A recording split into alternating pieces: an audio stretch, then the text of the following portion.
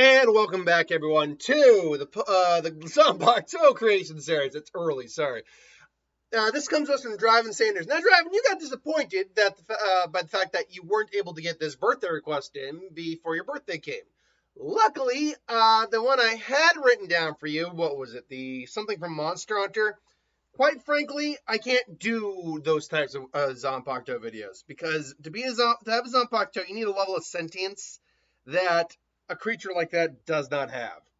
So any monster from Monster Hunter, unless it's confirmed to have sentience, free thinking, able to communicate on some level like a humanoid, that does not work. So I decided to do your birthday request instead. So Mewtwo, obviously in the games, Mewtwo wouldn't really work, but thanks to the original Pokemon movie, we do have a Mewtwo that we can use. Mewtwo was obviously the not a failed clone of Mew, but a clone of Mew, and is stronger than Mew overall. It was raised pretty much to be the perfect ultimate weapon, and we as the quote goes, we tried to create the most powerful Pokemon, and we succeeded. And unfortunately, it went through a lot of abuse and testing, and had a psychic connection. I believe it was Fuji's daughter, who ultimately passed on its own as well, and had a big influence on his life. And so I had a good idea where we could go, mostly with the Zanpakuto. So the Zanpakuto is a Keto/Illusion type. This I felt was important to go with the psychic typing of Mew as well. Its high intelligence, though, is what would definitely make it a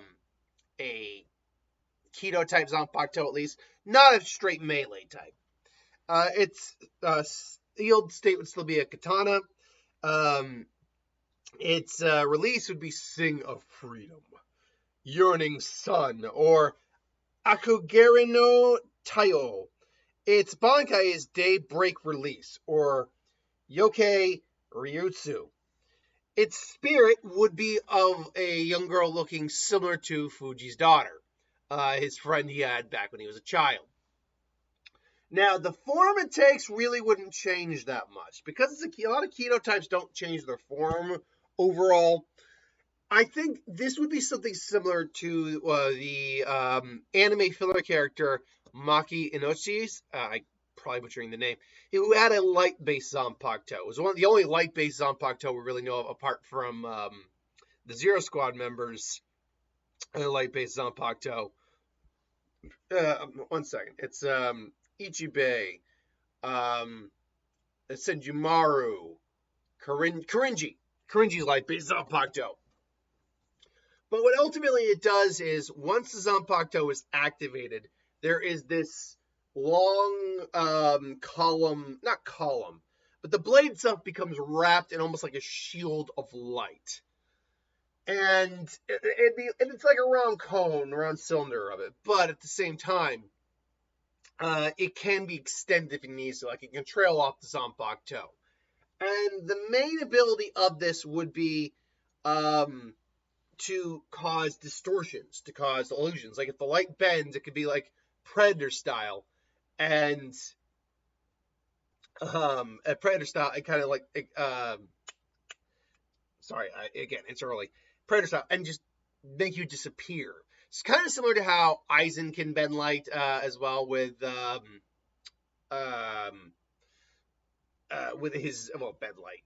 Aizen create illusions, make you invisible, or make you see things that aren't there. This Zanpakuto can do that too, just on a much lesser extent. But it also has the ability to, because it is still bended light around the Zanpakuto, it does have some offensive capabilities as well, because it's not just bending like it's bending light itself. So it can, when he say pumps his Ryatsu into the blade, glow hot with not a burning light, but it's light, so it's hot, at least in theory.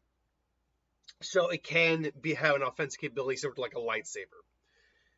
Its Bankai basically, what's the best way to put it? It's Bankai. The Shikai has to be activated for the Bankai. When you activate the Bankai, there's like a pulse-looking ring of light that comes off the Zanpakuto, and eclipses the area or surrounds the area in a dome of light. Basically, now, because you're within the dome of light, everything that the Shikai could do is amplified to an umpteenth degree, and it can be achieved as long as you're within the large dome of light.